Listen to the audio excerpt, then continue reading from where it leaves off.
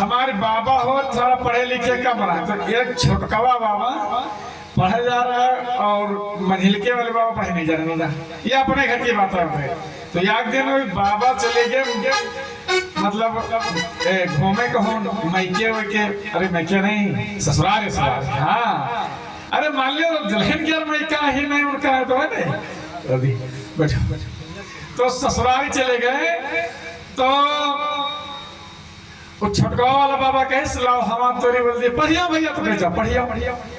तो वहां जब गए तो नाव सबके घोड़ा जाता हाजिरी में है, हाजिरी में कहें फलाने कुमार फलाने कुमार, तो सब कोई खड़ा हुआ तो कह उनका नंबर हुआ।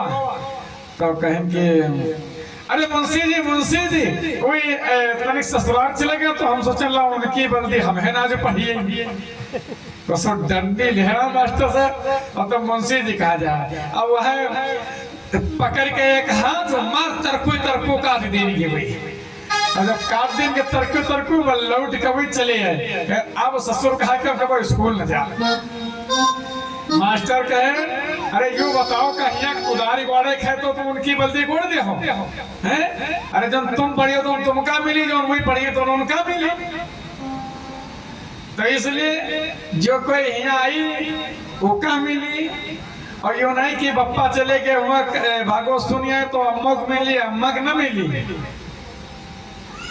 तो इसलिए यह लिए कहा जाता कि भागवत में या किसी सत्संग में, और सत्संग किसे कहते हैं जहां पर सत्य का गुणानुवाद हो, यानी आत्मा से परमात्मा को मिलाने का विधान चल रहा हो, कथा चल रही हो, उसी को सत्संग कहते हैं। जो आत्मा और परमात्मा के बीच में जो दूरी होती है उसको मिटाने की जहां पर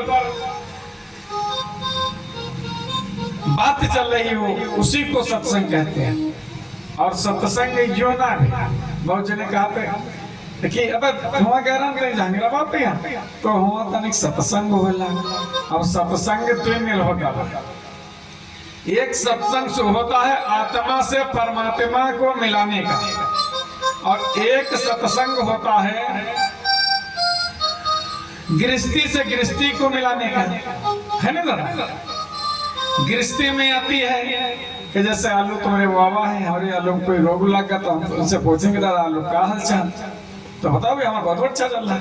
क्या हमारे रोग लगा, चलो देखो चलो देखेगा तो समझ में आवा कि बताओ कि भैया ये मैं हमका लगा दुकान चले जाओ फिर से ज्यादा बढ़ा रहे रहा तो ये रोग रहा खत्म नहीं हुआ।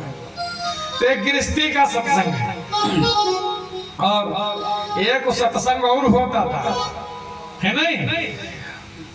वो सत्संग वैसे होता है कि वो जहां तू जने बैठी हैं तहां वही फलाने क्या कह रहा तो के हैं कारीगर वाला है, वो पता नहीं कितना बना रही तो पनीर में नमक कोई नहीं डाली।